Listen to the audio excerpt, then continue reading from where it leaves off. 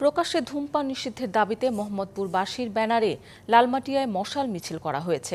রাত 10:30টার দিকে বের হওয়া মিছিলটিতে শতাধিক নারী পুরুষ অংশ নেন। মিছিল থেকে ধূমপান নিষিদ্ধের দাবিতে বিভিন্ন স্লোগান দেয়া হয়। এ সময় বলা হয়, লালমাটিয়া এলাকাটি মাদকের আখড়ায় পরিণত হয়েছে। বিভিন্ন বয়সী ছেলেমেয়েরা প্রকাশ্যে মাদক গ্রহণ করছে। এদের কারণে শিশুরাও বিপথগামী হচ্ছে।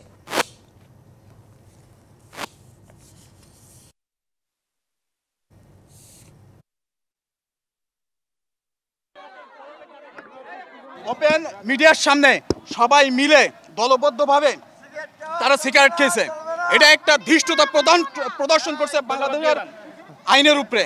এই গভর্নমেন্টকে অস্থিতিশীল করার জন্য এবং ধর্মীয় একটা দাঙ্গা ক্রিয়েট করে ফ্যাসিস্টরা আবার এখানে একটা গোলযোগ সৃষ্টি করার একটা পায়তারা চালাচ্ছে।